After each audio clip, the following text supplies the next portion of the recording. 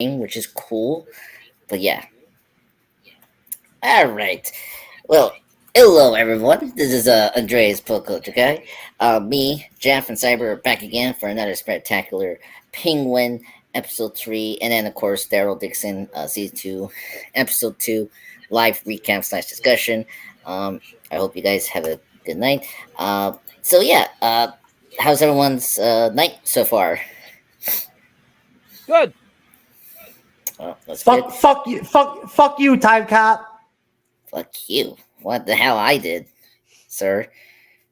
I mean, anyway, if Jeff and this with that, I'm like, what the fuck? Anyway, if you saw, if everyone knows that I'm still very sick. I'm very sore from my allergies. I had a really bad Saturday, like, I don't know, allergy attack. So I was very congested.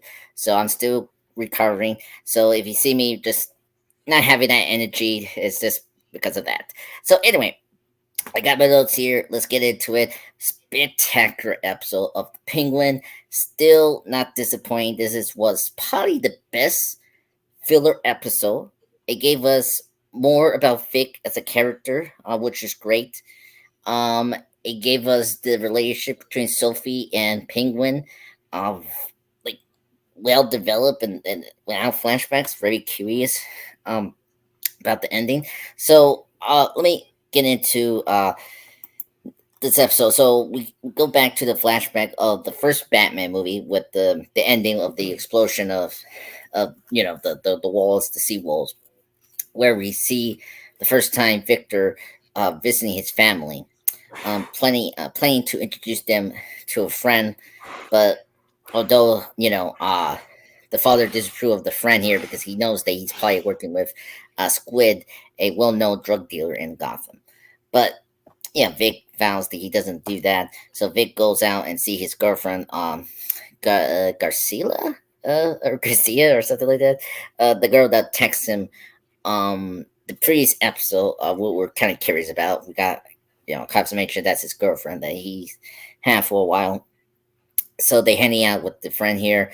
And this part here, Victor and everyone up top of the roof of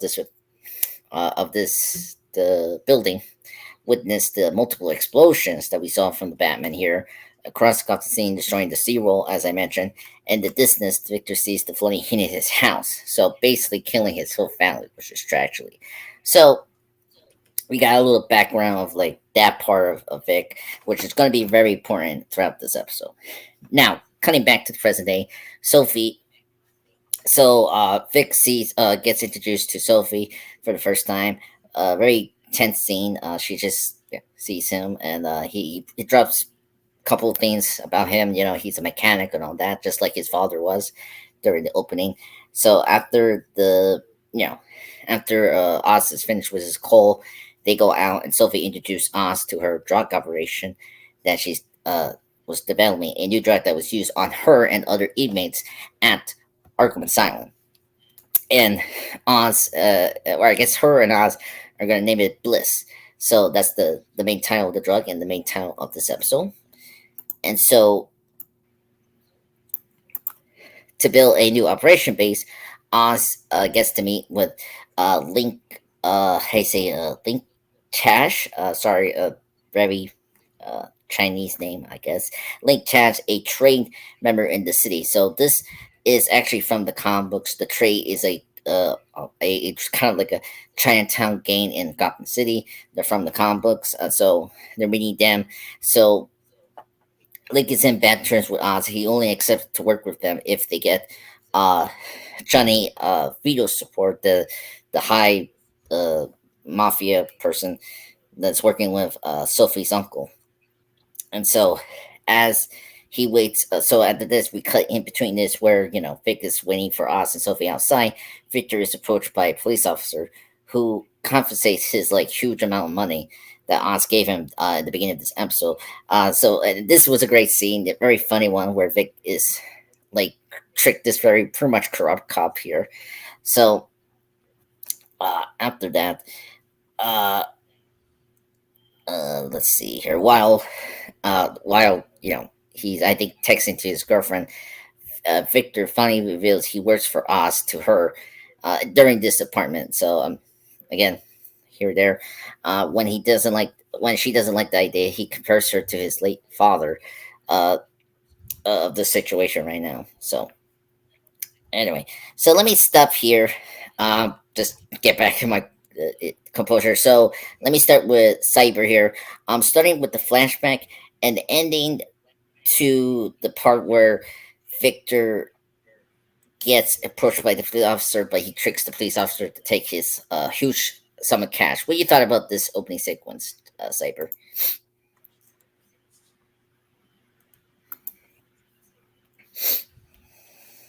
Well, just like you said, sir, this is a really amazing episode to start off with. Really great beginning.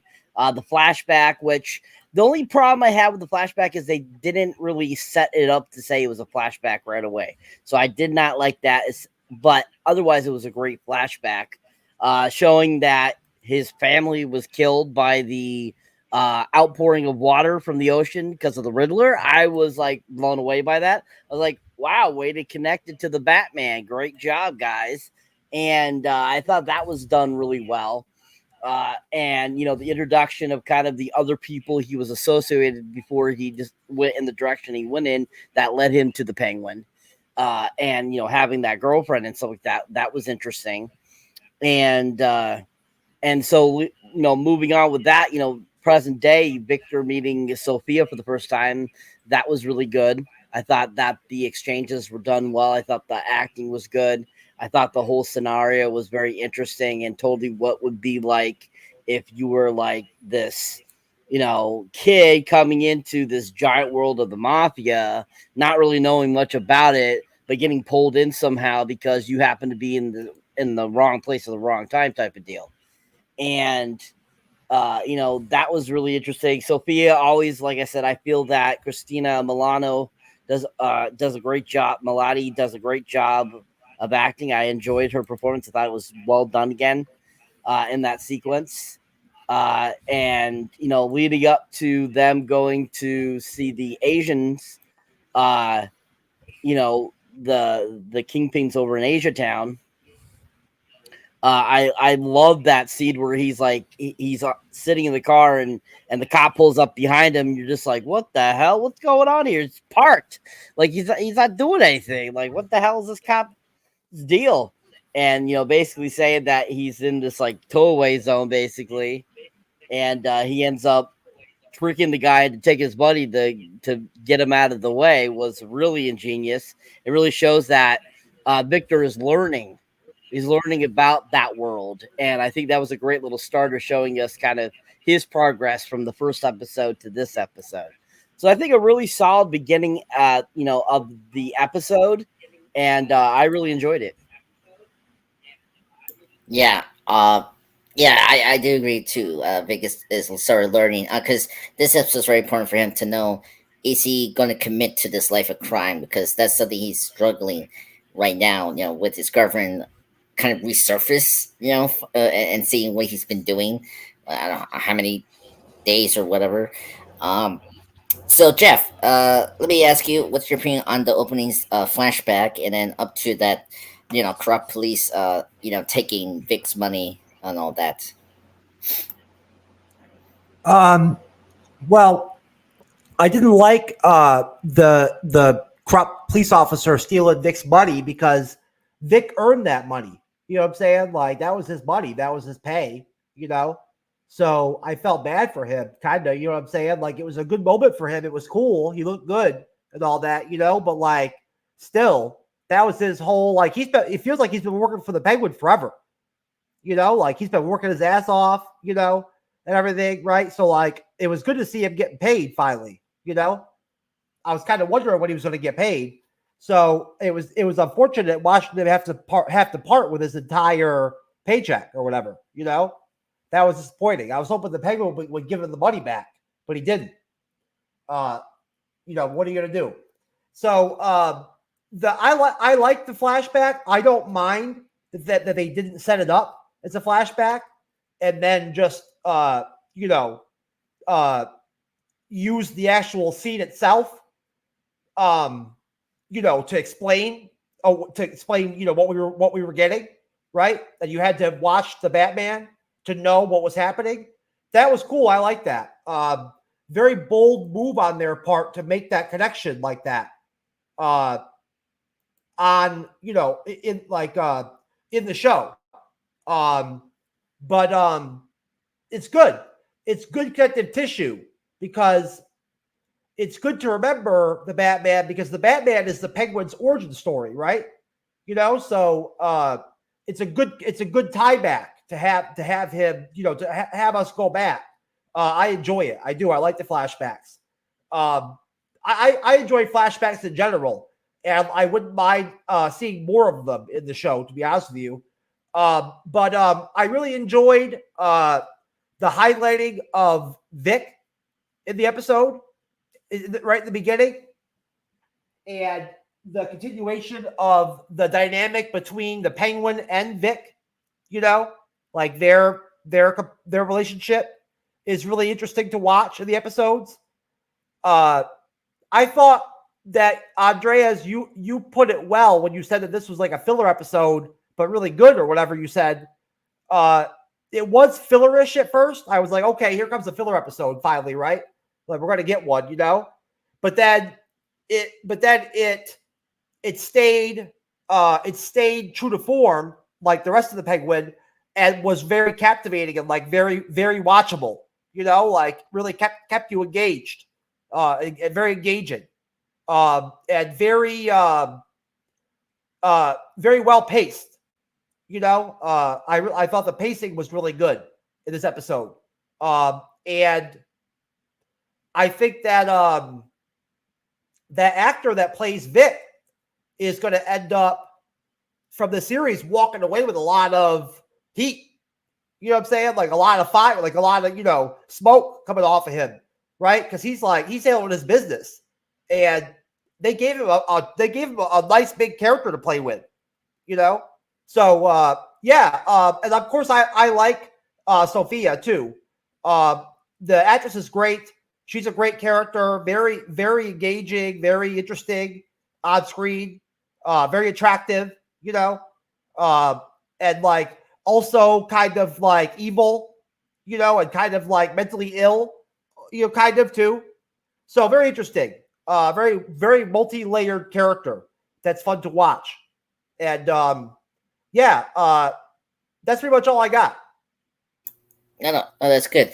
Yeah, I thought as well it was going to be a filler episode until I think we got into like the bathroom scene where Vic and Penguin talk, which we'll get into, because that was fantastic. But also getting like plot points right away, like getting into the dinner scene here. So after that, it's I don't mean to cut you off, Andreas, but it's obvious that they're trying to inject action and violence into every episode. So I would expect them to continue them doing that episode by episode. And it reminds me of like The Sopranos, kind of. Yes. Yeah. And it's now convenient that they're in HBO, which is great. Plus, I mean, this is how the best superhero movies take a particular genre of film, like like The Dark Knight is like a crime film, as we just discussed in our movie review of The Dark Knight. This show is doing literally that. Like we're taking the crime drama aspect and make it into the Penguin show, which is great because I mean everyone knows the Penguin is the most sane villain of the Batman Rose Gallery, and like he is the biggest crime boss in Gotham. So it's really great that this show knows about the Penguin. And also another thing too, Andres, that's interesting, Cyber, is that with these TV shows, there's the opportunity to actually get nominated for Emmys and shit like that. You know what I'm saying? And like actually get awards for this stuff. Whereas with the superhero films, they don't get Oscars. You know what I'm saying? Like they don't get nominated for Oscars. Like the Academy steers away from those films. So like I wouldn't be surprised if the Penguin is nominated for Emmys. Probably it's very well reviewed. Yeah, and I think people are talking about it still, which is great, especially now with I don't want to bring this up, but Trigger Two, flopping like it's like this show is the perfect example of how to do a villain centric story, in Marvel, DC, whatever. So, and speaking of the Emmy, we'll get into one scene that I think Colin Farrell will definitely be nominated for an Emmy because we'll get into it because I think that will get his Emmy nomination this year or whatever. But getting back to the recap, so we cut back to now Oz and Victor having this dying here for lunch, right? And this is where they kind of have a little powwow for each other, because they're partners, right? This is where Victor opens up about his family. And like this is where you would get the reveal of the father, was a cook, besides being a mechanic, as we get mentions of. And he includes how he never tasted other luxury meals like Oz has, recent here. And I want to point out a really great scene here where Vic, they're trying to order the meals, and like Vic is trying to say steaks, something, and the waiter is waiting, and he knew what he was trying to say, but Penguin got really upset here. One of these I still appreciate the show remembering is the disability that Penguin and Vic has, and like Penguin doesn't like to be like helped by his disability. Like he's very uncomfortable, about this notion. Like, yeah, I know I have a disability, but it doesn't mean I need help or like he doesn't like this notion that like we're special, with this like condition that we have. And so he tells Vic that the waiter should wait what you were trying to say, because you have to learn to say it.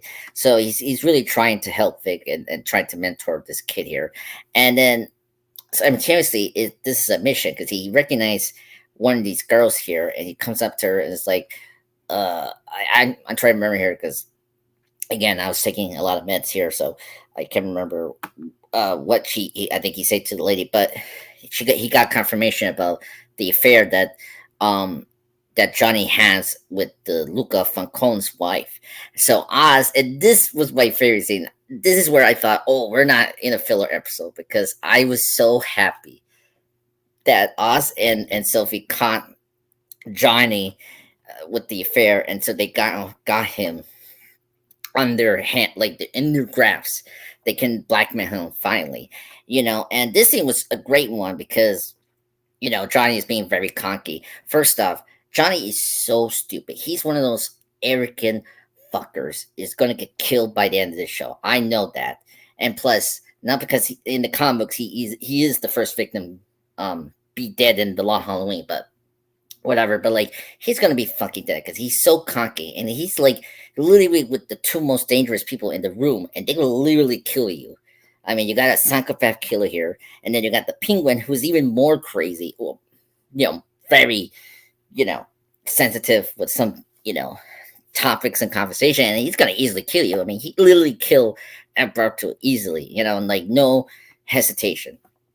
So they ask him, "Look, phone in the trade so that they know that you're backing them, backing us up with this new drug." That's basically happened, and of course Johnny starts to like tease and like make fun of Oz here. And something I need to bring up here, Oz doesn't like the name the Penguin. That's something that he doesn't like. So the marker of the Penguin is something he doesn't like because it's such a like mocking him, because like I get it, I'll rubble like a penguin, it will run that. And here, like freaking Penguin, I thought Penguin was gonna kill him at this point here, where he shoves the phone at his teeth. I thought initially it was like that torture thing when you take your teeth out. I thought he was doing that, which I was like, whoa, but no, it was the phone. He like almost suffocating with the phone. And so after that, scruple, Johnny did call the tray and all that. And so now they're pretty much on top with the tray and stuff like that. So now it forces him to set up the meeting with the leader of at the nightclub. So so we get the kind of the meeting here, and the leader likes the plan that Sophie kind of display here, but he believes the risks outweighs the benefits, as he was talking to Sophie about this new drug and all that. But Sophie managed to convince him in giving it a chance, so earning the Trace partnership. Simultaneously, we got the scene where Penguin, he got his girlfriend, what was it, the Carlo girl and her, her friends, the prostitutes, right, to dispute the drug, the new drug, the bliss in the club they're at during the meeting. And then you see that, so Vic became the bag man, where they come back to him, get like reload for more drugs, and he carries out the money inside the bag. So we get that. So while Vic tries, so while we see that, it's a really great scene in the club. By the way, production, the sign, everything is still great in the show. I mean, especially the opening, like with the flood, they look very cinematic, like very much House of Dragon, like dragon level money. So very impressive that. So while we're in the dance here, Victor is trying to dance with a girl that we met in last episode, I think. But in the nightclub, the lights and the music trigger the memories of the seawall explosion. And Vic has PST, so having him a panic attack right now, and he's very shaky about it. And he does get up and kind of control himself, but he goes to the bathroom. And then here, how do you say it? We get probably the scene where this is going to give Colin Farrell his Emmy nomination. Is the bathroom discussion that he has with Vic. So Vic is in the bathroom trying to get portion himself from the panic attack, and he gets an invitation from his girlfriend that she has to take in. She's waiting for her in the train to leave Gotham City. So, and then Oz enters, and he is, very delighted with the new partnership, but he becomes a little upset when Victor wants to leave the night to leave with his girlfriend, and he thinks that Vic thinks that he's a prisoner with Penguin, which is not true. Andreas, are you doing the whole episode in 30 minutes? Yes, I'm getting into it right now. Oh, I'm wrapping up right now. Just give me a minute here. I know this is no. I'm just asking. You don't have to rush. Like, we have time. Well, I mean, we're getting to Walking Dead, but anyway, wait, let me get into scene. I really like to see here. I know. By the way, very jam-packed episode. I mean, there's a lot going on here. I mean, the fact we got this girlfriend. Anyway, you covered a really big chunk of the episode right there. All right. Well, let me finish up this bathroom scene. That's going to be our end point. So give me a minute here. So Larry. So anyway, so Oz thinks that Vic thinks he's like a prisoner with Oz, but no, Oz is telling Victor, no, you are a free person. I treat you like a student here. So Oz got really upset about this because he treated Vic as his own son, giving him all the clothes and money and all that, and place to crash, right? And of course, he aims his gun at him and tells him he's not appreciate anything he done for him. So Oz knows that Victor is willing to stay with him, possibly because he wants a better life under him, And yes, he brought up his father, Vic's father here, but he's telling him, look, I'm giving you everything you need now because your people in that side of your town that lost everything here. So, he wants everything. So he just tells Vic, if you cannot prove anything into the world or prove your partnership to me, you can go. So Vic steals his car and tries to go and meet up his girlfriend. So let me stop there. So let me get with you, Jeff, because you're the one that interrupted here. So let me ask you about the dinner scene up to pretty much Vic stealing the Penguin's car to meet up his girlfriend, right? I just wanted to slow your roll a little bit, sir. You covered a lot of the episode right there. We have time, so that's all. Because if you get too far, if you go too far into the episode and throw too much, it's hard to sometimes without the more chances to talk, it's hard to remember everything sometimes. Yeah. I mean, I'm just I'm trying to be on like do an hour for the Penguin and then for an hour for the Daryl Dixon. Sure. But yeah, Sure, I understand. But there's a lot. There's a lot for this episode compared to Dixon. That's the thing. So just be mindful with the time. Anyway, go ahead, Jeff. What you thought about the Penguin Diner's Sure. dinner scene, lunch scene, up to Vic stealing his car to meet up his girlfriend. I'm sorry if there's an audio delay on my stupid laptop again. There might be one tonight. I'm not sure, but if there is one, I'm sorry. Yeah, it's a big swath. I again enjoyed the. I want to just say that the soundtrack has been pretty solid so far. We haven't really talked about that, but I've enjoyed the music that they've had to accompany the episode so far and everything. I've liked the selection of songs they've used and things like that. Yeah, it was very it was a very it was very mob orientated, this episode.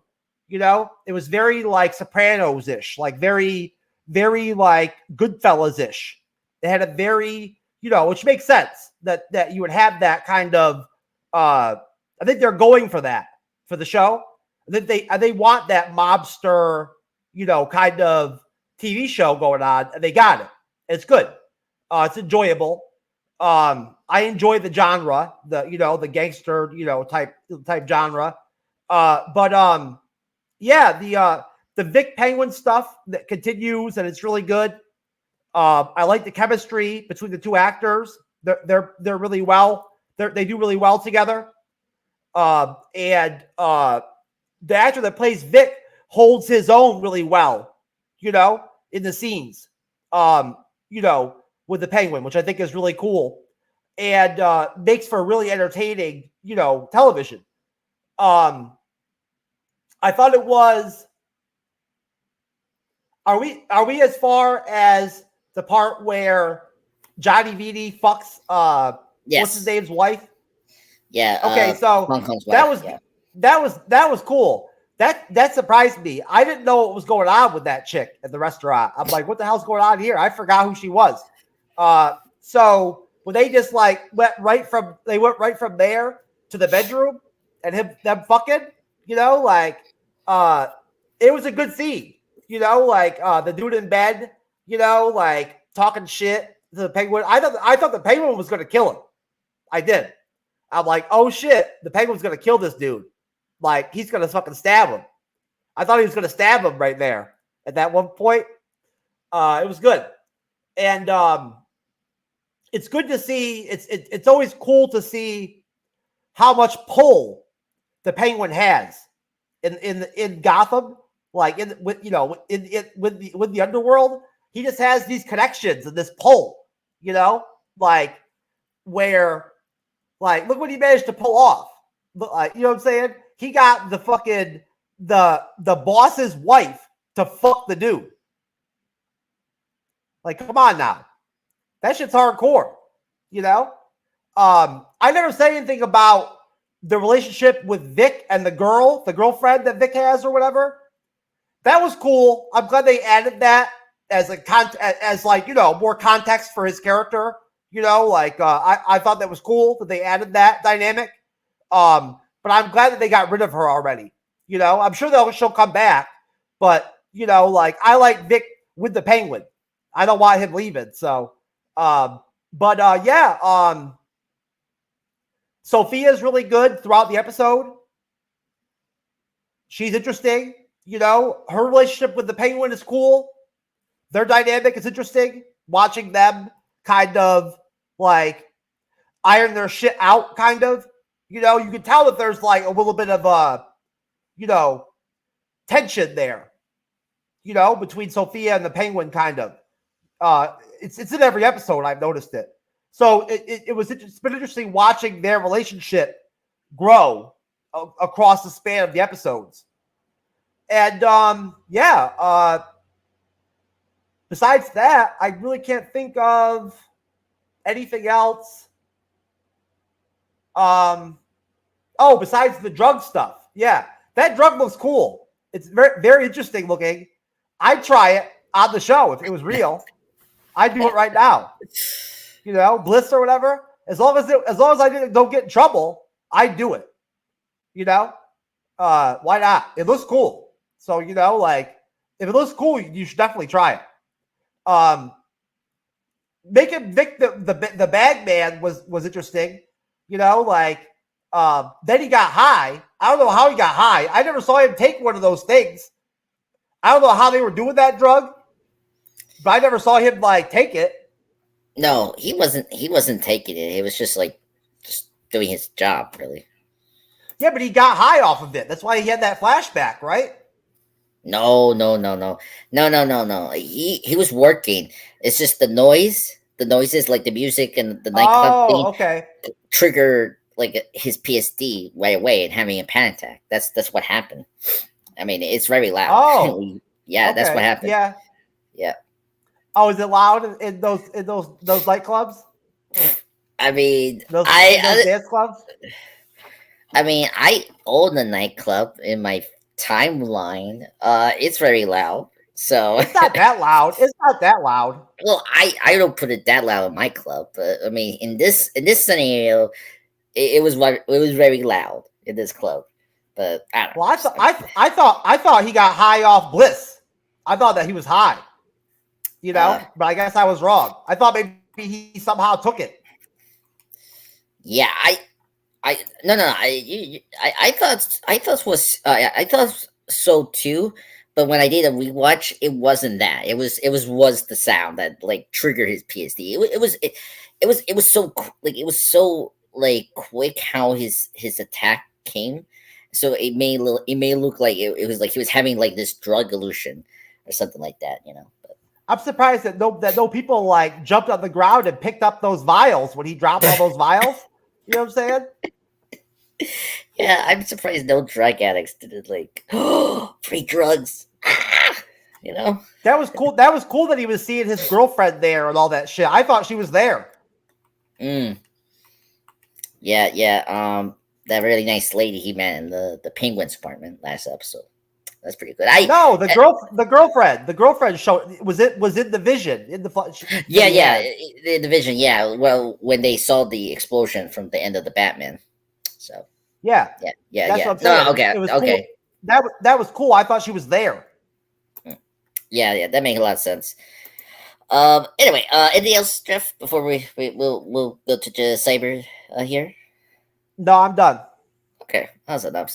But yeah, before we go to Cyber here, good points on the whole Vic and Penguin relationship. I don't think we're going to see her again, so I'm very happy about that because I think they're the best duo that I like about the show, and hopefully Vic does survive from the show because I will be very sad that he will die. Anyway, Cyber, what you thought about the lunch scene up to pretty much the Penguin and Vic bathroom scene? So one thing about this episode is they're really focusing on the relationship between the Penguin and Vic, and giving you kind of a little bit of a backstory of PTSD for Vic, along with kind of the evolution of the Penguin from the first episode to this episode of his relationship with Vic. And so you definitely get a feeling from that diner sequence that Penguin is very happy with him being there, being kind of like his confidant, his friend, his, kind of his sidekick, kind of his protege. And you kind of get that feeling throughout this whole entire episode that that's all Penguin really wants, is he wants somebody to kind of be his friend and at the same time kind of be a mentor for somebody. And so that scene where he, basically tells him that, you should, tell everybody to fuck off and not, try to correct you when you're stuttering. It's kind of that mentoring kind of thing going on. So you definitely get that from that scene, which was really played out very well by both. Now, leading that through to them, discovering this new product that Sophia has shown them, the Bliss, to, them confronting that one dude by using the prostitute to lure him in, which was really an awesome play, and getting him to basically call the warlords in Chinatown, to keep cementing their deals, which was a really great idea. And yeah, when he shoved that boat in his throat, I was like, that's fucking crazy. Come on. Don't kill him yet, Joker. I mean, Penguin, don't kill him yet. Don't kill him yet, please. Keep him alive a little bit longer, please. A little bit longer. And, basically, him just telling him off was really awesome. And I love the look on Sophia's face as he's doing it. It's like super stone face. And she's like, just like, la, la, la, la, la. And I'm just cracking up and thinking to myself, I'm like, wow, she really must be kind of psycho if she's like not even phased by this at all. And I'm like, that's great acting. That's some great stone face. And that scene was just really crazy and fun.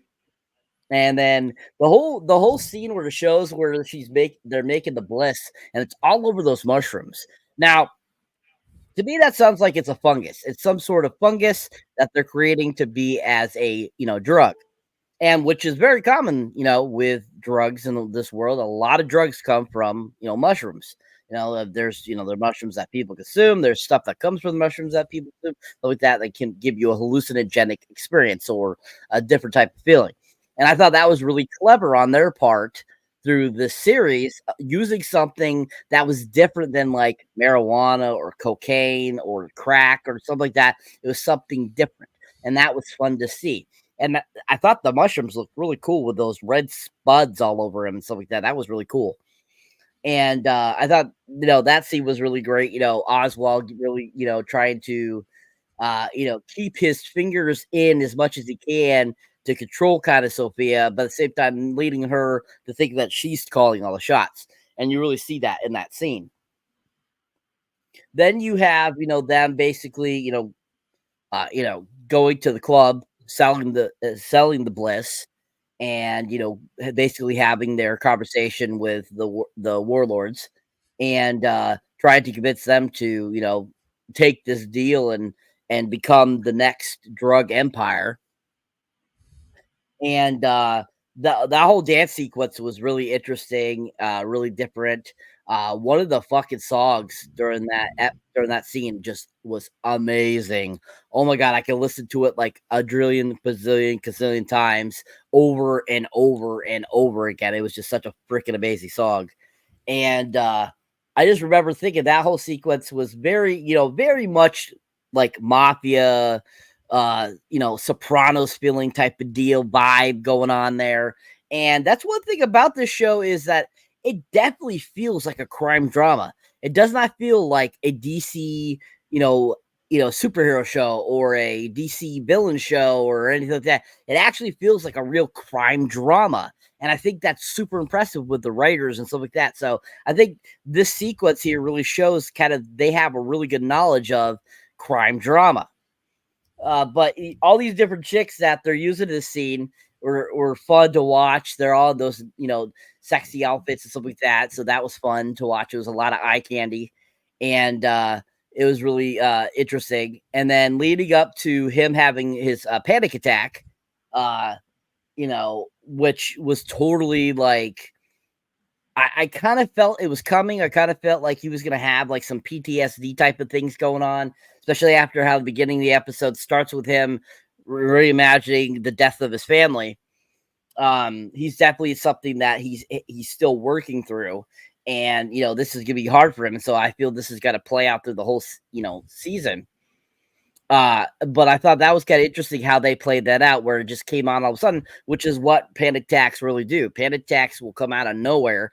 You are not expecting it. It just happens. And that's exactly like they played it really well and really like realistically. And I like that. And I thought they did a good job with that. And then that one chick wanting to dance with him as he's having this happen. I'm like watching it. And I'm like, I swear to God, I've seen that chick somewhere before. And I'm like, where have I seen her? And I get it for the life of me, couldn't figure it out. But I'm like, she looks so familiar. But then at the same time, I'm like watching it going, thinking to myself, I'm like, like, is this girl going to become kind of a bigger portion of the season now that, the girlfriend has left?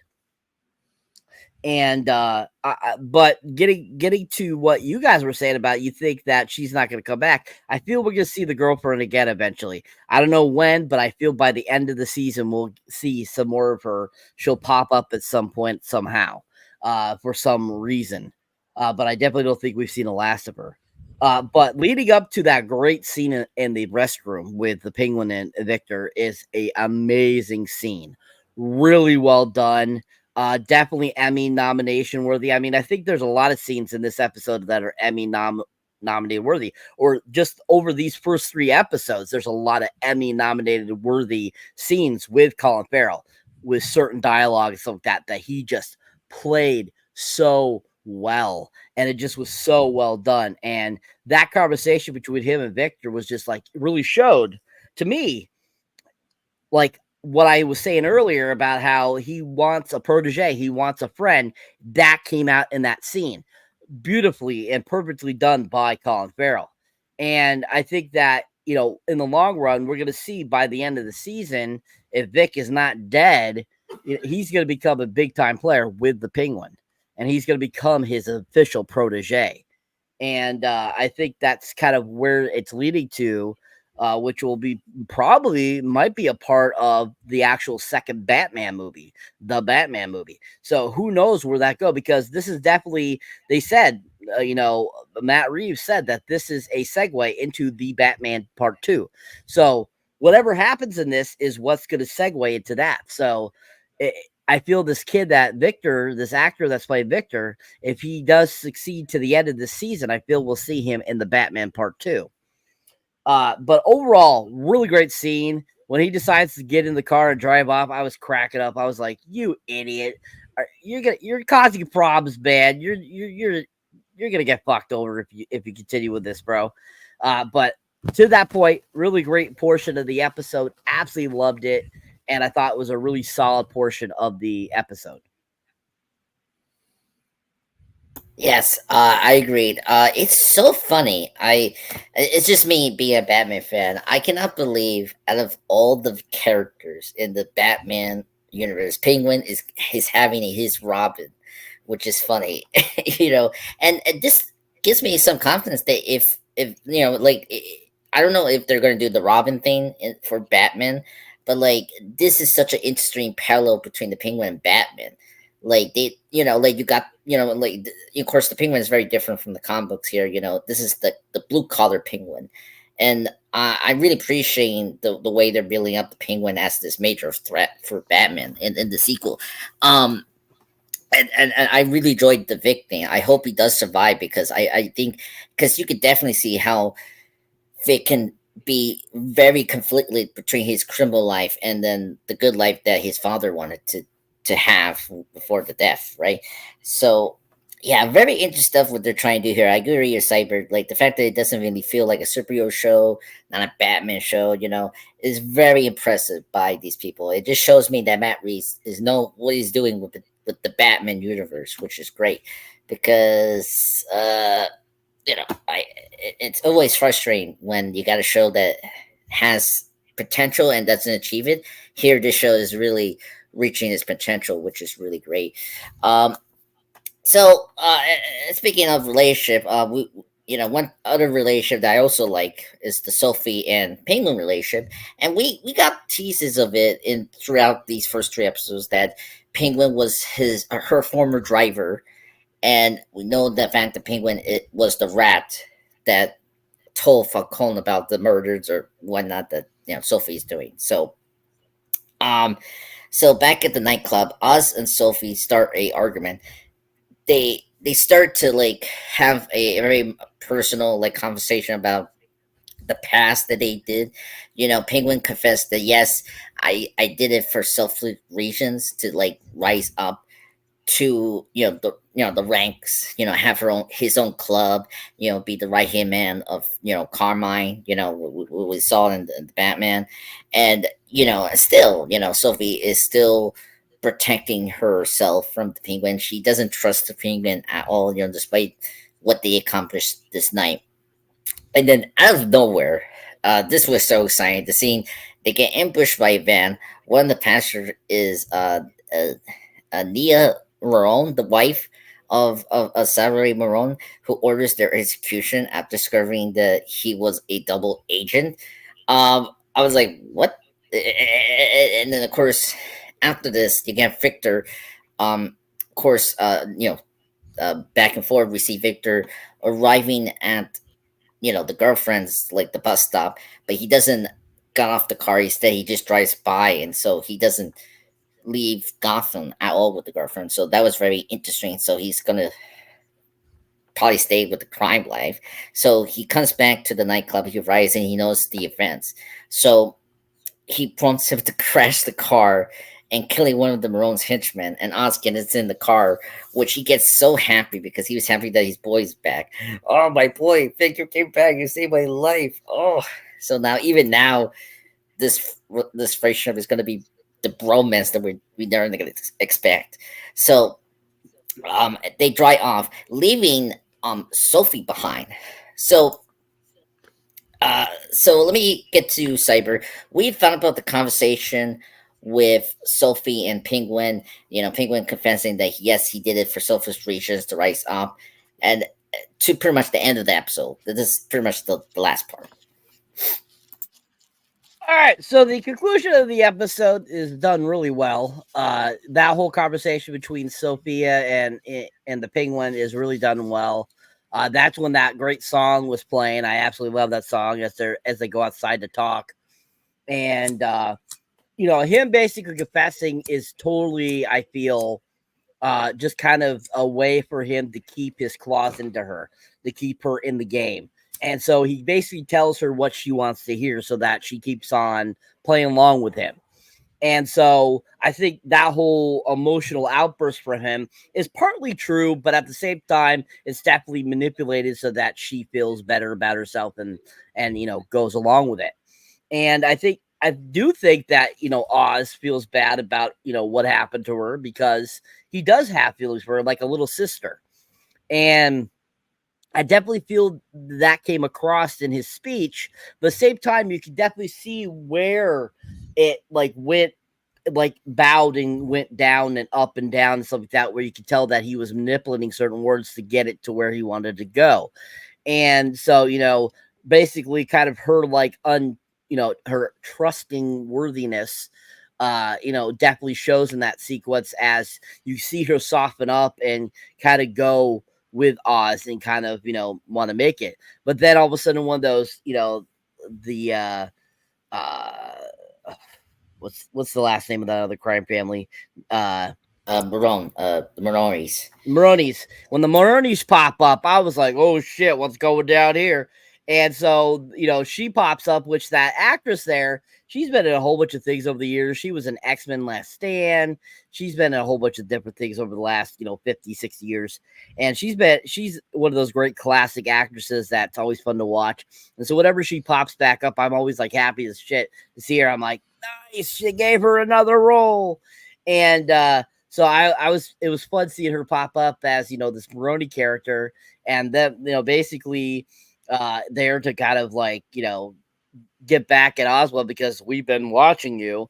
And I'm like cracking up going, you've been watching. I'm like, Oz knows that you've been watching him and he's bringing you right to where he wants, and so, when Victor pops back up after driving back from the bus station, not going with the girlfriend, and he sees what's going on and him running that guy into the car, I was like, damn, that's awesome. I'm like, woohoo. I'm like, yeah, take that motherfucker out. And I was just cracking up, thinking to myself, damn, that guy got smashed. But yet he was still kind of after they pulled the car back after he crashes and he's kind of still alive. And I was like, that motherfucker would be dead. I'm sorry. He would, his whole body was smashed, man. He should not have even been a whole piece there. They should have showed some gore, him in half or something. That would have been a little bit more fun. And, but at the same time, you're just kind of whoa, they really, he really hit him with that car. And even if you look at the front of the car and how smashed it got, you're just God damn, he was going fast. And, when Victor hits his face into the airbag too, that was done really well. I thought that was an interesting shot showing his face going into the thing and then being all beat up and stuff and his nose bleeding and stuff like that. I thought that was done really well. And them speeding off and him what about Sophia? He's and Oz is just fuck Sophia, let's go. And you're just kind of like, okay, there's the real Oz about Sophia. There's the real Oz. Exactly the same Oz that, put her in Arkham Asylum for, however long she was there for. And, them basically speeding away was like done really well. And just a great close to the episode. I thought really well done. Some great action right up there at the end. Him smartening up at the end was really great. And just overall, just a really solid performance by everyone in this episode. So a really great conclusion to a really great episode. Yeah. Jeff, pretty much the end of the episode, sir. What you thought about it? Well, it was quick. The episode went right from where we stopped last time. There wasn't really much left. We went right. We got right to his girlfriend leaving, like we talked about earlier, which I was happy about that. I really didn't think Vic was going to honestly go with her. So, that wasn't really shocking or anything like that. But she was cute though. I guess good for Vic. Just a remark on the scenes with the deal with the head of the Chinese mafia or whatever, or the Asian mafia. That was dope. I thought that was cool. I like those scenes with Sophia and the leader talking and all that. That was interesting. And it's interesting watching the Penguin sort of manipulate Vic almost, because that's what he's doing in a way. You know what I mean? I take it that way. He has everything. He has all the right things to say to Vic to get Vic to stick around. And as much as I love Vic, the shit he's doing with the Penguin is not the best shit. But he was Johnny on the spot again for the Penguin, saving his life and all that shit. I can't imagine what's going to happen in episode 4 with Sophia. That was a big, interesting ending. They left Sophia on her own. So I'm assuming we'll start off in episode 4, they'll go back to her and we'll get to see what happened, But yeah, it was very interesting. Good ending, very solid, very, very, very much another extension of another great episode, just like episode 1, just like episode 2. Another great episode in completion. I really enjoyed it. And hey, the show is going really well. It's really enjoyable, very watchable. I look forward to watching it. And it certainly keeps your interest, So hats off to HBO. Yeah, and I agree. Question.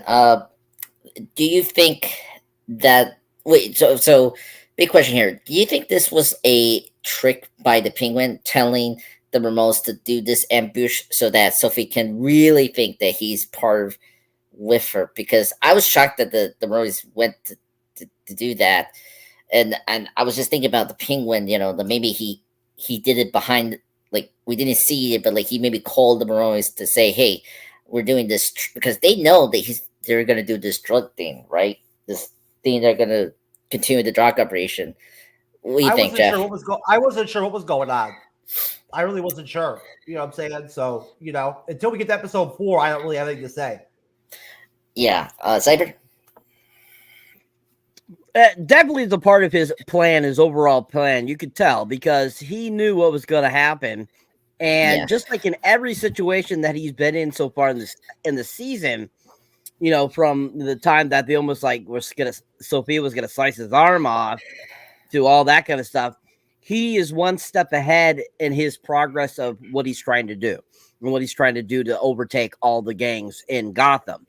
And so he lured them there for this instant so that he could use it as some sort of clever way of helping Sophia become more and more believing into him and wanting to trust him and to, be a part with him. So I definitely think that was part of his plan. Yeah, because I feel because it was so convenient that did that. and I just had a feeling that that was the way for Penguin to trust her, because she still, from this episode, still doesn't trust the Penguin at all. Yeah, so before we wrap, I just want to say to Jeff here, next episode is going to be a huge Sophie focus episode. I saw the preview for next episode, and it's going to be very spectacular, because we're going to see the Mark Strong coming from Cone Gunner version. So I'm very excited for next episode. That's right. HBO Max does, they release teaser trailers for every episode of their shows, don't they? Yeah. If anyone knows, after the end of the episode, it depends on how they do it. YouTube, they release a day of. When you watch it on Sunday, it's after the credits, and you see the preview for the next episode. I saw that. I was like, oh, it's going to be exciting. So, Jeff, rating. What's your rating for episode 3? I'll give episode 3 an 8.5. There was a little bit of a dip. I felt like it was more of an establishment filler type episode, but still very entertaining and very, very high level. So yeah. 8.5. Okay. Cyber rating. Giant 10 across the board, sir. It did everything I wanted. It was excellent. It was fantastic. It was entertaining. It kept me intrigued, and all the performances I thought were done really well. So yeah, giant 10 across the board. Awesome. I'll be the middle point here. I'll give it a 9.5 out of 10. I thought this was a really great episode. I was so surprised how good a filler episode is. It gave us things that we were kind of questioning, like Vic's background. So I was very happy they explored that, which is good. Developing more of the Sophie Penguin relationship, because that's the best part about the show, and I'm very happy they're continuing to explore that. So thank you everyone for joining us for the Penguin episode 3 review. I hope you guys enjoy it. Now we're gonna do is a trailer, and then we'll come back and do Daryl Dixon season 2 episode 2 review. So Jeff, it's take it away. Cyber, are you gonna take off, brother? Yes, sir. Yeah, I haven't watched any of it. Yeah, let's plug him out. Okay. Well, no, we'll do plugs at the end of the show. We'll just say goodbye. Cyber, It was good seeing you, brother. Thanks for coming on with us. Of course. Enjoyed the segment with you, sir. Good to see you. Hope you're doing well. Good to see you. And we'll see you on Wednesday. Most certainly, people. See you tomorrow. Later. See you tomorrow, Cyber. See me tomorrow. Yep. Scream. Scream on middle-aged man reviews. I forgot. Scream. I'll see you Tuesday. Oh, we all gonna see each other tomorrow. Excellent. Have a good night, guys. It's a busy week. Yeah. Yo, you know how we were like, we didn't understand, like that scene in episode 1 where Janae popped out and Daryl could have killed her, but he didn't kill her. Yeah, he had to reload or whatever. Yeah. That scene made no sense, but it looks good in the trailer. It does. That's true. Yeah. Yeah, it was in this trailer. I was like, wow. Yeah, it's true. Oh my god. Let's before I do the recap for this whole episode, Jeff, what do you thought about episode 2? I thought this was much better than episode 1. I thought we got more. We were moving along with the plot, I think. What do you thought? Oh yeah, real big bounce back episode. Yeah, for Daryl Dixon, real big bounce back. I mean, episode 1 got.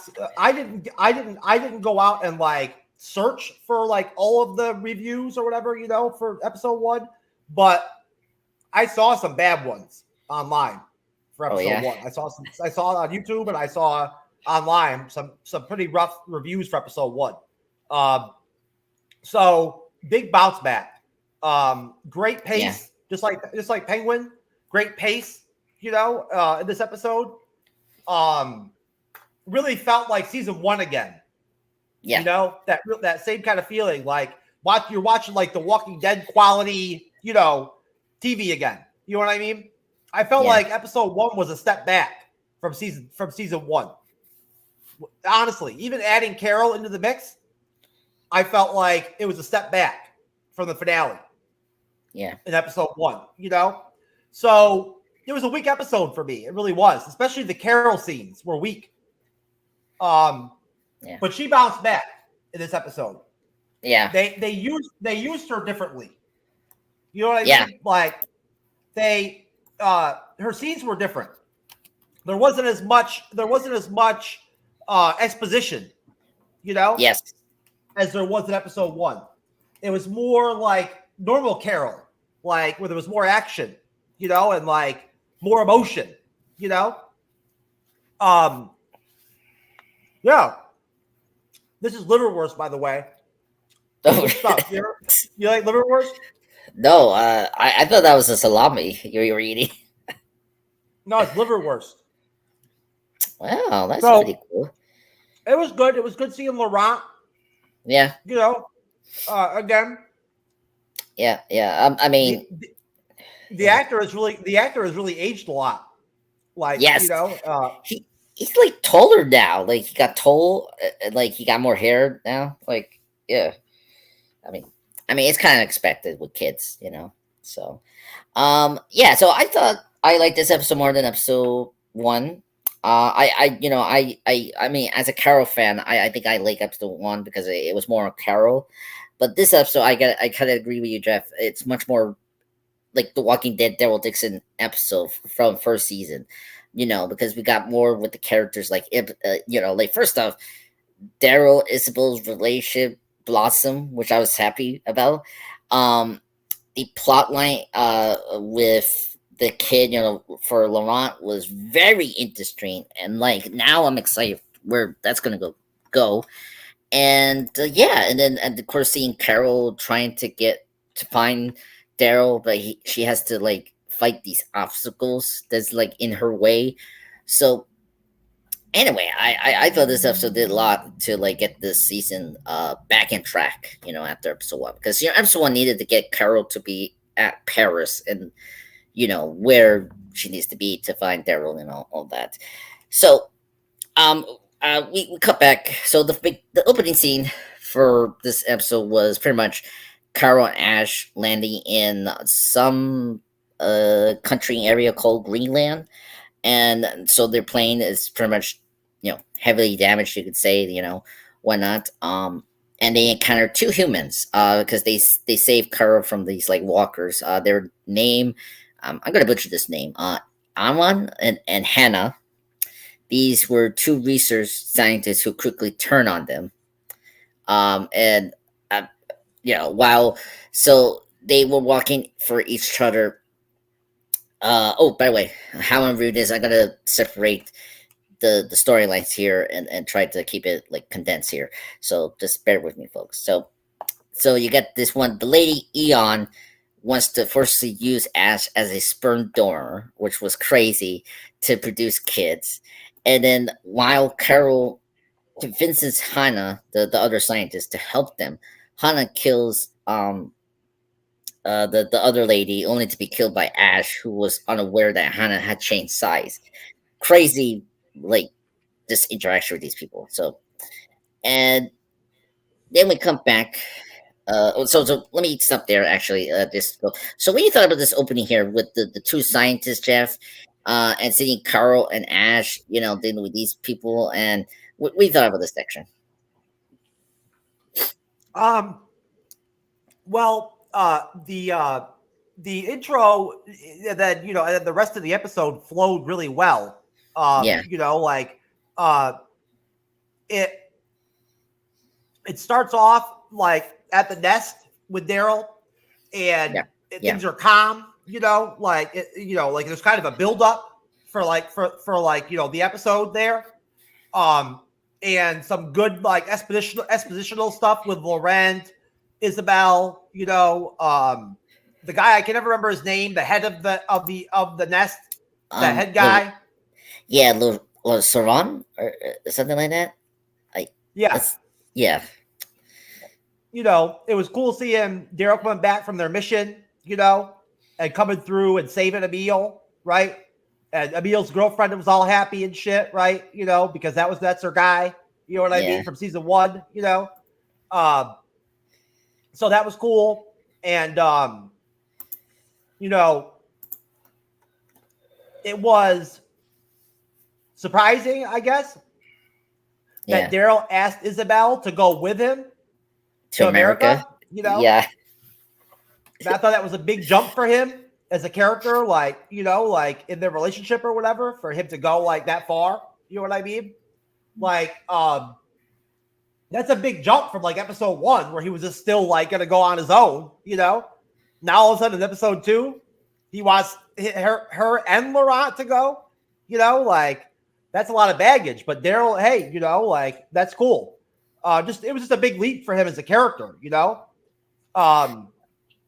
Like Maybe. they, I don't know. I think well, he spent a lot, spent enough time with them to like really make that decision. I don't think let's be honest. During The Walking Dead, nobody would have ever. It would have never like it would have made no sense. It would have been weird for Daryl to ever have like a romantic scene, you know, or like have a love interest. You know what I'm saying? He just isn't that kind of. He was never that kind of character on The Walking Dead. He was not that kind of character, you know. No, like no. He had relationships with women. He had friendships with women, you know, like really close ones. But he was not like the romantic type. You know what I mean? I mean, they could have done that with Carol if you think about it. Back in the original show, like, I mean, I know that there's an age difference, but like, I mean, they're like literally compatible couple. Yeah, but they had that. Yeah, but they had that very unique friendship. You know? Yeah, Like, there was Daryl and Carol's friendship, and then there was Rick and Carol's friendship. You know, that were like really great friendships. You know what I mean for Carol? You know? Yeah, and like her and Daryl were really tight. If there was any chick that he should have got with, it would have been Beth. Oh, yeah, I could see that. The other one I was thinking was the mute. She's a new character we haven't seen. It was the girl from the Eternals that was the speedster. She was in the show, and I thought she was gonna be the one for Daryl. Isn't she like 13 years old? No, she's like older than him. Here, let me She's not older than him. Fuck you. She played Sprite in the Eternals. No, not that one. You idiot. The black girl from the Eternals that was the speedster, that the speed power. Oh, okay. All right. Okay. I'm not talking about Sprite. What was her name? I forget the Eternals names. Yeah, her name was Makari. That was her name. Makari. Okay. Yeah, that. All right, that chick was on The Walking Dead. Yeah. That's the one I'm talking about. No. Sprite was not in The Walking Dead. I was gonna say she was like 13 years old. No, hell no way. This isn't like the Rings of Power with Nori and Poppy, where they're like adult women. You know what I'm saying? And I can make fun of like they just look like they're kids. Oh my god. So it was a great intro. Good job. I can't remember how far you wanted to go, but it doesn't matter. They did a good job incorporating a lot of the main characters right into the episode right from jump. Yeah.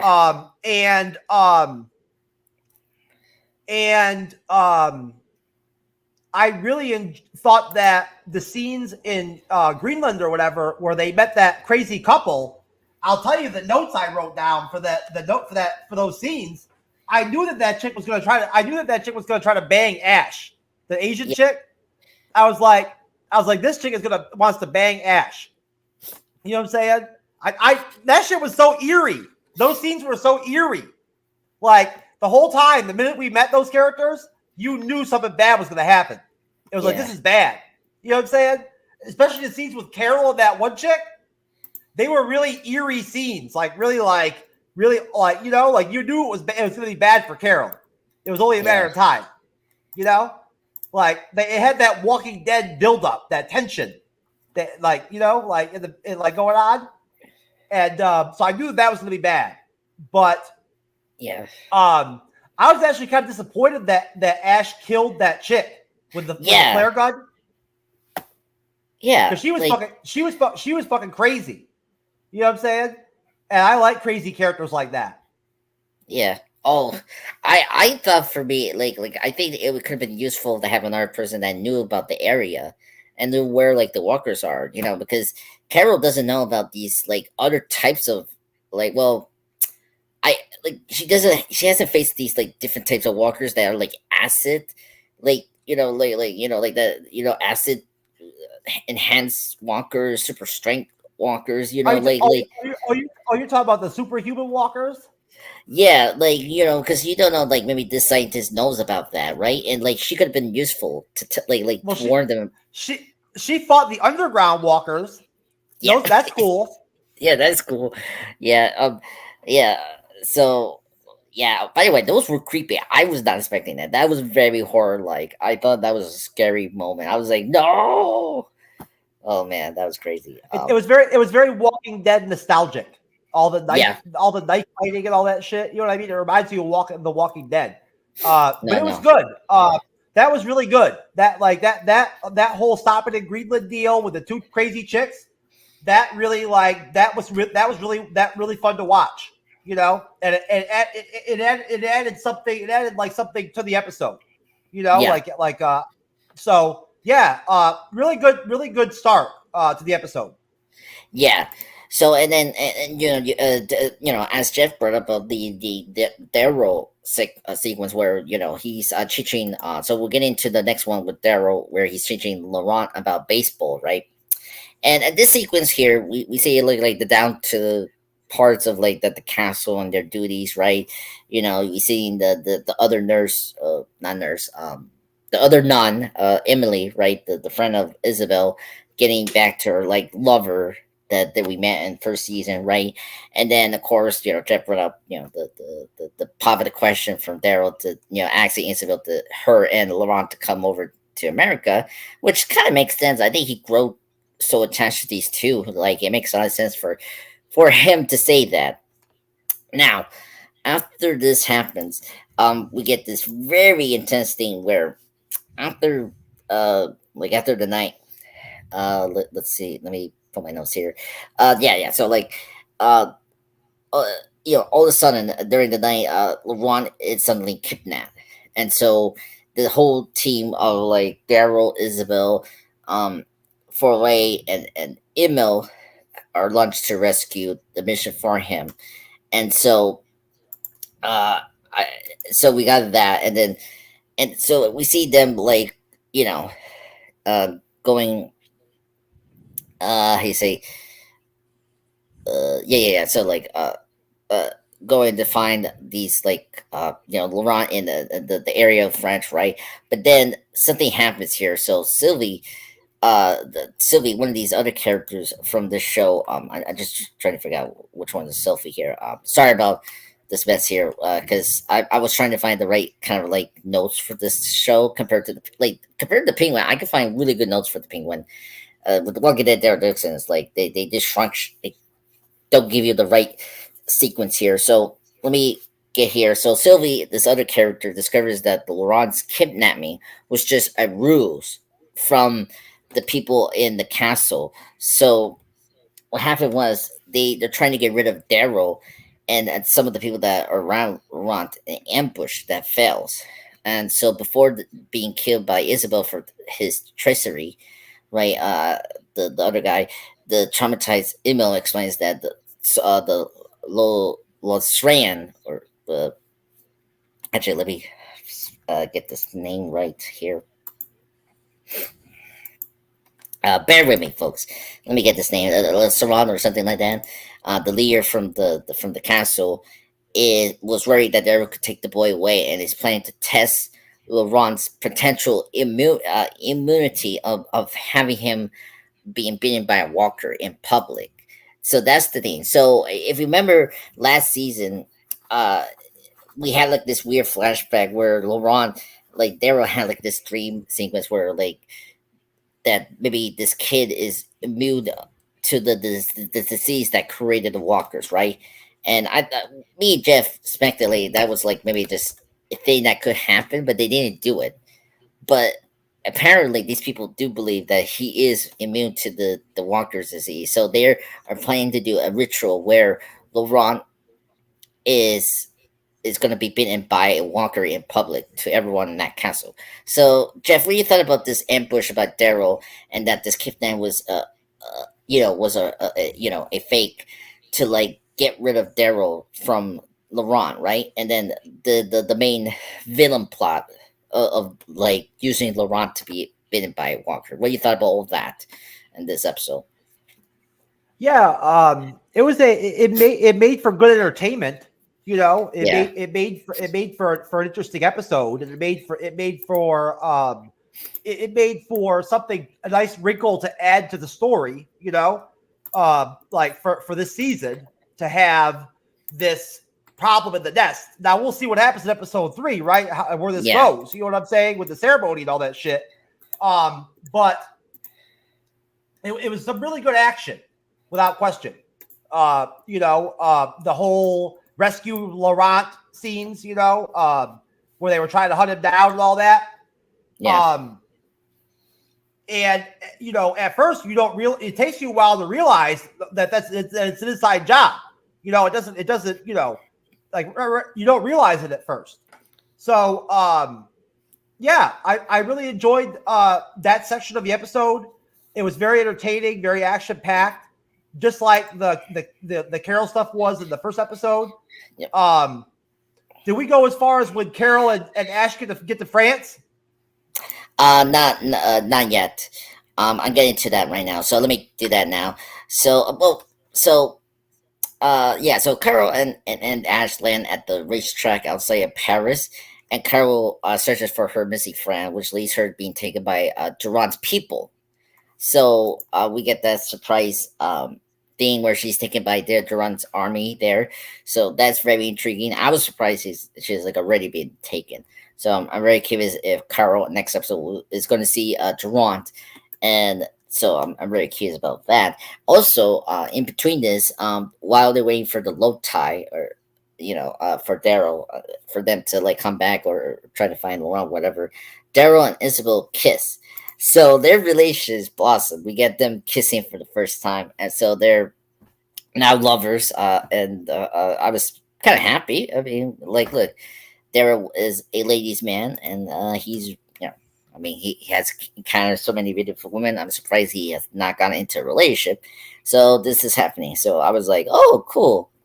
And then after that, we end this episode. So we're pretty much wrapping up this episode here, where Durant personally torture Caron, the older soldier, the main villain from last season, whose brother got killed by Daryl, who was like chasing him during season 1. And last season, in the finale, season 1, he took the coordinates of the nest is at and the watch, and of course, Durant didn't believe what happened, so he's pretty much being held prisoner for information what happened. So he's being tortured, unaware of his possession of the watch that's showing the nest location. And then we cut to the episode being done here. So Jeff, tell me about this whole sequence of Carol, landing in Paris and all that. Durant, her being captured by one of Durant's people, Daryl and Isabel kissing, and then pretty much the whole like final episode there, sir. Well, it made for good television, Yeah, yeah. I mean, I thought the whole twist with having Carol get picked up by Janae's people like that just worked, Yeah. And we'll see what they do with it, but we still got a lot of show to watch before we get Daryl and Carol together, right? Yeah. So I like this wrinkle of adding her getting kidnapped by Janae's people, right? Carol is very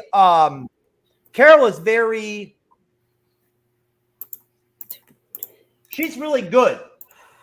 She's very cutting, and very good on her feet, got it. She's really smart. She's really head smart.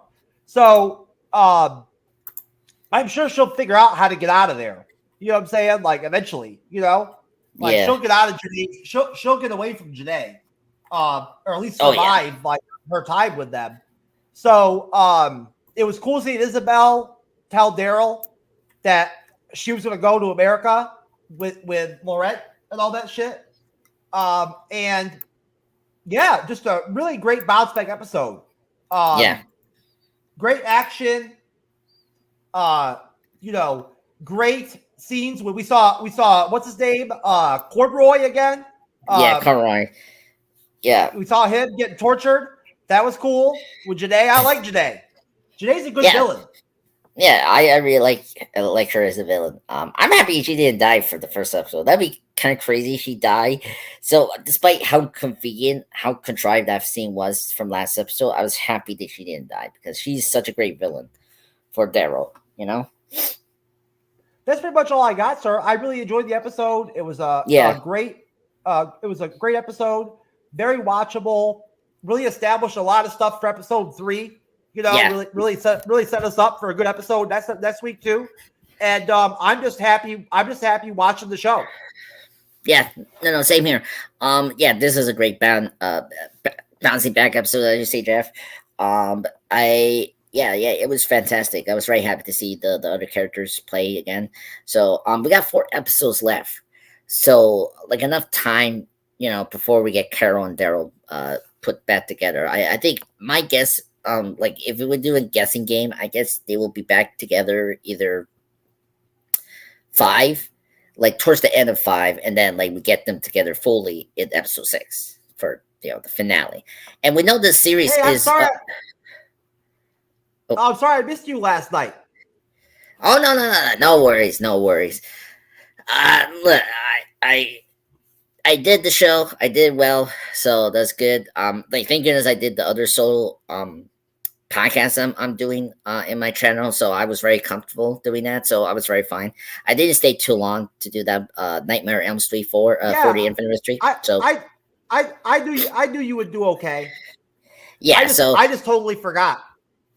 Oh no worries. And look, and I explained this early today, folks. Aston had technical difficulties, so he was unable to come. He texted me like the day of about that, and no worries. And Cyber had like another commitment yesterday. He notified me ahead of time, and that was fine. So no worries. I mean, I got other shows and also guesting this week with Screen.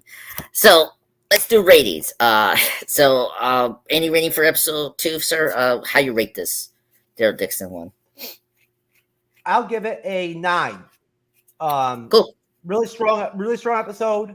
Very watchable. Really enjoyed it. Very entertaining. Good bounce back. Yeah, I agree. I'll give it 9.5 out of 10. I thought that was a very strong episode.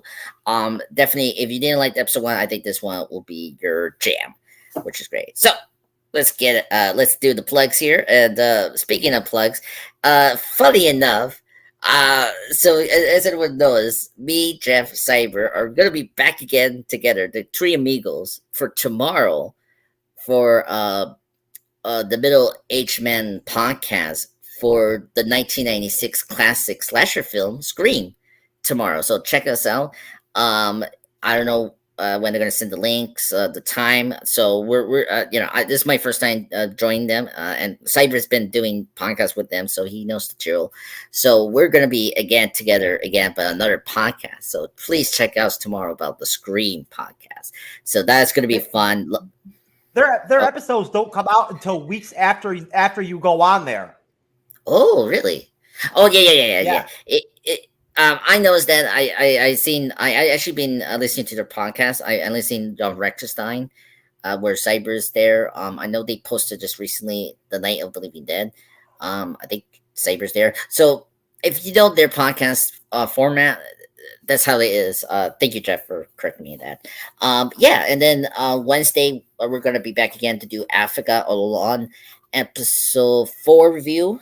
That's me. Going to be excited because apparently I heard episode 5 is going to be a big deal next week. So episode 5. Really? Is this episode 5? Yeah. Oh yeah. This is episode 5. This episode is going to be important. Apparently, there's going to be a big surprise. Apparently, I heard. Uh, I like the break room. Streamcrest brought it up because they had the screeners for the first episodes, but they didn't get episode 5. So something is going to happen this episode. So we'll see. Anyway, and then Friday, is there a movie review? Because that's something I don't know. I think it's Nightmare on Elm Street. Oh, really? Okay, so we're doing Nightmare on Elm Street review. On Friday. I guess the classic. I guess the 84 version. Friday the 13th. Okay, so we're doing Friday the 13th. Awesome. If you guys are Jason Voorhees friends, we're gonna do that Friday. So anyway, Jeff, plugs, sir. Good job, Andres. No problem. This was a better episode week discussion. I think because Penguin had more discussion here, and then Dixon, which is good. Yeah. So hello, everyone. You did pretty well. You probably could have you probably could have went a little bit longer on the Penguin, but you did okay. Yeah. We tried to make these out, as you say, hour long. So no, there was you know what? I understand it's a tough job moderating. Yeah. Yeah. It was. I don't know. It was weird. So long discussion. So anyway, I just posted Alien vs Predator Firestone Part 1, a new comic series to read for the Halloween seasons. Check that out. I did Katrina Bell Dresses Part 1. Check it out. Doing good. I did the Nightmare on Elm Street 40th anniversary yesterday. So I did that solo, which is great. Check that out. I did a short for that as well to connect that. So yeah. This Wednesday I'm gonna do my solo recap on the Penguin and Africa Oman episodes, episode 3 and as well I think episode 4. So that's what happened. Oh yeah, a lot of discussions. Sir, your channel is looking so much more interesting now. You got lives, you got shorts. Yeah. You need to experiment, right? You need to experiment certain things to be interesting. Instead of just sticking with the same formula. So anyway, I just want to say thank you, Jeff. This was a fun tonight, so I'm very excited for tomorrow. It was very fun. It was funny. I knew Cyber was going to come in the Screen podcast, but I didn't know Jeff was coming. I was like, oh, that's cool. The three amigos are going to be together again tomorrow. Oh yeah, so I've guessed it with middle-aged men more than anybody. Oh, cool. What episodes you did with them? I definitely need to check out. God, I did. Oof. Yeah. I mean, I'm not gonna say they were the best shows I've ever been on to like listen to or anything like that. You know what I'm saying? I'm not gonna lie. I don't know if they were the best shows to listen to or anything, but I did the dude, the Big Lebowski, and I can't remember what the other ones were off the top of my head. It's been a while since I've been on there, but I've done a couple movies over there. That's cool. Okay, and then I understand. I know. I know Saber's been doing a lot with them. I know. Yeah, I enjoy Matt and Tim. I like Matt and Tim. Yeah, man. Tim. I like Rick. Yeah. Oh, Rick. Yeah, I don't think I met Rick. This is going to be my first time. I think meeting Rick. You've met Rick before. You met Dungeon Master. Oh, Dungeon Master. Okay, I guess I remember him. I don't know. Dungeon Master. Rick, Dungeon Master. Is he the one from the Crow review? Like he was the first time there? Oh, okay, yeah. Okay. All right. That makes sense. Okay, I'm good. I was like, who's Rick? I was like, who's Rick? And then Dungeon Master came up. I was like, okay, I think I remember him. So that's cool. That's good. He's done a couple shows in the Bleeding Edge. Yeah. I don't think I had there was one movie I think I did with we did it together. I just remember what was it? Yeah. Can't believe halfway through the year. You've met a lot of people on the Bleeding Edge, so you've met a lot of people. Yeah. I mean, I already know half the people, I know Ramon, I know Matthew, Matt, Tim. Dungeon Master, Cyber U, and then a couple others. You know lots. Well, you met lots of people, man. You know Kyle from True Believers. Kyle, True Readers, yeah. Kendra, then John John, oh god, from Secret Invasion. Secret Agent, John from Mad Trivia podcast. Yeah. It's crazy. It's crazy. It's 2 years with you guys. It's fun. 2 years? It's been 2 years. 2.5 years, if I had to say it, because not yet. We're not like yet 2 full years. Yes, not 2.5. But I mean, we're not done yet this year, right? Like we're halfway through 2024. So when we're done with 24, I can say 2 full years with you guys. I can say 2 years since with you guys. I cannot say. I guess it's been 2 full years. Yeah. But you know, my memory's not as good as yours. No worries. My memory is pretty bad sometimes. I'm like, oh, this happens and all that. Anyway, yeah. I think that's it. We can go get out. We're out of here, folks. Peace. We love you. God bless you. God bless our pop culture guy. Yeah.